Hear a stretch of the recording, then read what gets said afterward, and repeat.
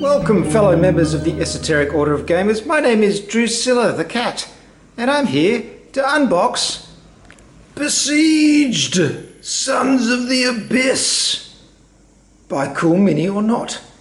Well, as you've no doubt guessed, that wasn't my cat talking. It was actually me just pretending to be my cat.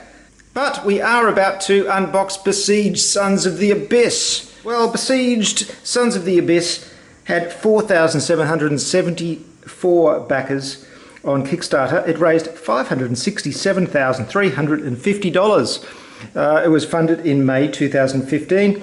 They estimated they'd deliver it in November of the same year, but here it is, mid-February, and it just arrived on my doorstep this morning, which is only 2.5 months late. That's not too bad.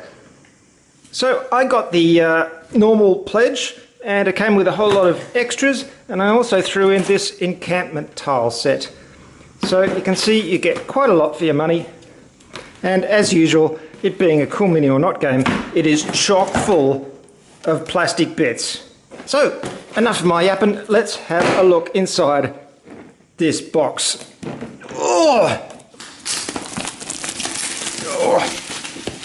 Now, B.Sieged, Sons of the Abyss, and how I wish they'd just called it B.Sieged or Sons of the Abyss. Why do we need both?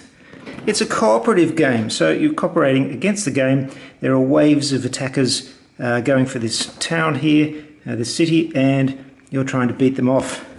Now, I'm not usually a fan of cooperative games. I do have Ghost Stories, and it's not one of my favourites. I get very discouraged and frustrated when I can't beat it. But we'll see if this one is a bit more fun. So it's all about the Siege of Mod Helm. Here's our components. Game setup. Straightforward rules. Haven't gone too crazy on the graphics with this one. It's a very plain background. But the illustrations are great. Lots of special abilities, as usual. And a summary. And in Cool Mini or Not form, we have these lovely cardboard cases full of miniatures. Let's have a look at those in a moment. And a whole lot of mini cards. Some dice. We've got some normal dice and we've got some special dice there as well.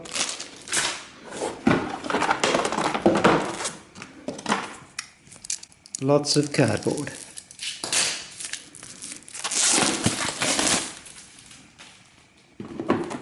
So first we have some characters.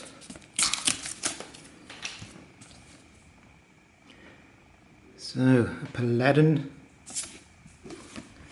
And there's a bit of background information on the back. Eileen, the archer. Eileen. Sounds like the woman down the chip shop rather than an adventurer, really, doesn't it? Lou, the blacksmith. Myrenia, the smuggler. Orobox, the mercenary. Kador, the sorcerer. There were some extra characters that came with the Kickstarter. These ones here. Waldo, the monk. Rolf, the executioner. Rolf! Kyra, the seer. So, 3 extra characters there. And we've got some kind of resource board made of thin cardboard. Some counters. Much thicker cardboard there. More counters.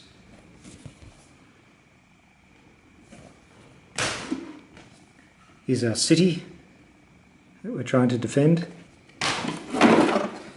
And these are the board pieces around it. Oh, look, they're double-sided. That's great. It's 1, 2. Great artwork. Love all that terrain stuff, it's fantastic. So here are our cards. We've got a pack of events.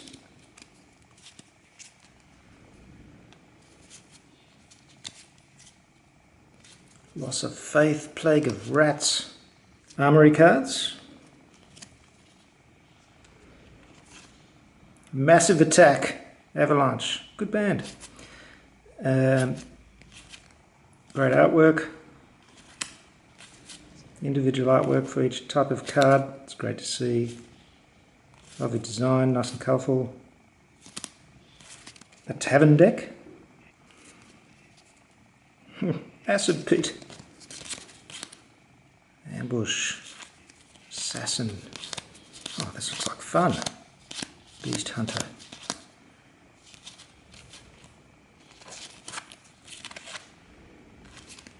Great stuff. Ripsaw Trap. Oh dear. There's a pack of market cards. Bribes. Desperate Theft. Donation. Then we've got some enemies. And what would a game like this be without some enemies? Molden, Crons, whatever they are, Gargos. Right, obviously be finding a lot of those. We've got 1, 2, 3, 4 compass cards. Oh, and this is the messenger who has got to escape the city and who has to come back into the city as well, apparently, while you're fighting off all the beasties. And finally, sorcery. Ether Blast, Arcane Fire, Blinding Red, Cursed Ground. Oh, lovely. Spectral Mist, Subdue the Abyss. So before we get on to looking at the figures, let's have a look at the Encampment tile set. This was an extra.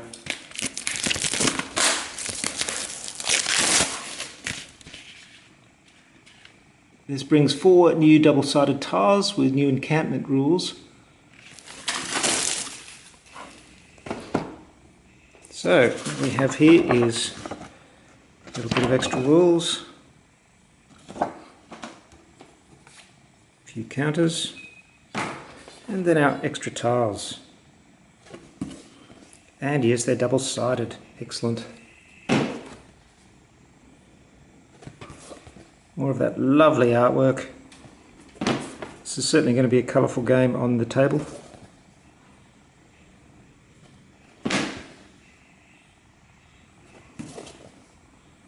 Well, this is all very well, I hear you cry, but what about the figures? Let's see what's inside. Whoops, whoops. Oh, make sure you have it the right way up.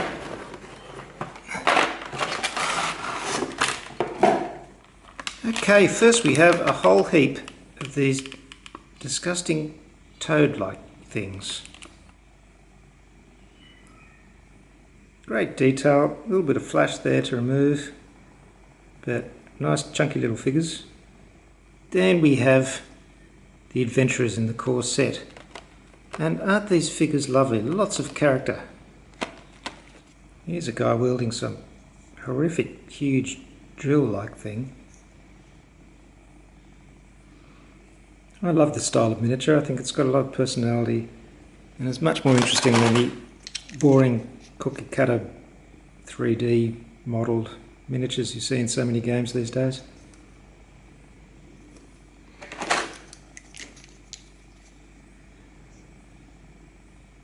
You can really see the character of the original concept art coming out. Though unfortunately, Cool Mini or Not's predilection for ridiculously unrealistic breasts is still a problem.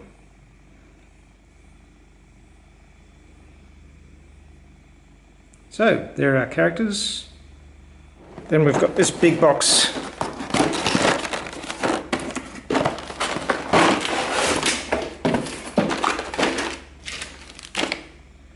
Well, when it comes to miniatures by volume, Cool Mini or Not really are the masters. We've got some coloured bases here to put on some of the figures. And look at all these. There's certainly hordes of creatures going to be attacking the city. Look at that, lovely. I can't imagine actually getting around to painting all these figures. I mean, it would look amazing if they were all painted, but it would be a mammoth job.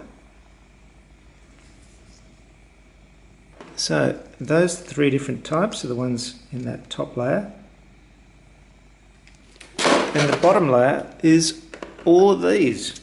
Yes, there's a lot of repetition, but these are hordes, I suppose. But wait, there's more. Yep, there's the Defenders box, which is a whole lot of extra Kickstarter stuff. Whew.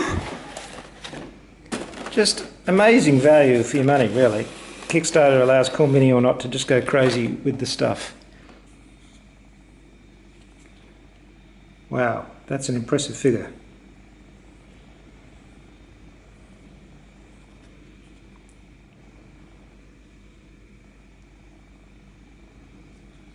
Great pose, really chunky. Lovely stuff. Could use this in all kinds of games, really. We've got 4 of these, what look like ruined tower markers. This is possibly a first player marker. I'm guessing, I haven't looked at the rules yet. A whole bunch of tower markers.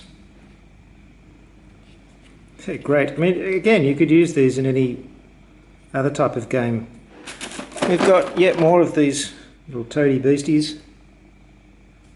And then we've got a huge bunch of extra character figures. I'm not sure what all these do. They don't seem to have character sheets, so they must be used for other things. But they're fantastic. Look at the style of that. Really lovely mixture between realistic and cartoony. Wow, there's a lot of great figures. Look at that. Chopping some aquatic creature up into bits. These are just great. Look at the size of his head.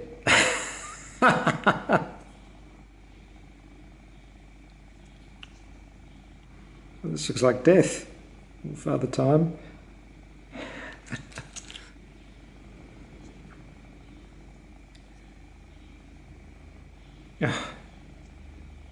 This must be the messenger character. Look at that. Great. And this looks like an alternate messenger. Look at that running style with the leg in the cloak. Lovely design. Just lovely.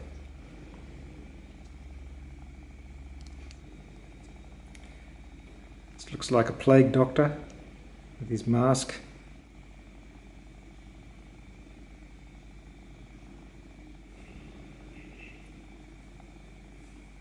Right, well, that's just the first layer. What's underneath?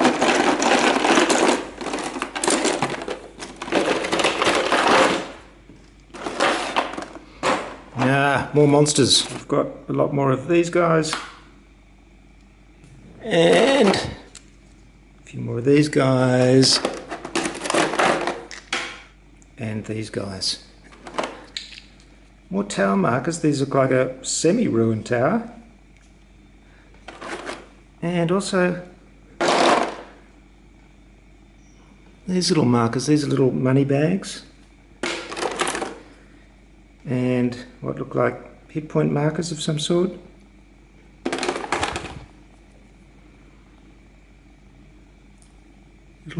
These are like resource markers, I think. Lovely little plastic markers. They're great. Again, you could use those in other games. And this explains all the extra figures. A whole heap of extra character sheets. So an amazing amount of variety in this game. And finally, just to wrap it all up, there were these extra Zombicide character sheets for the use with the game Zombicide, using the characters from Besieged. I don't play Zombicide, I don't have it, but this is a fun extra for players of that game. Besieged, Sons of the Abyss, another amazing production from Cool Mini or Not, and I do hope the game is fun because wow, there's so much great stuff in there, a lot of fantastic miniatures, a huge amount of bang for your buck, and really impressive.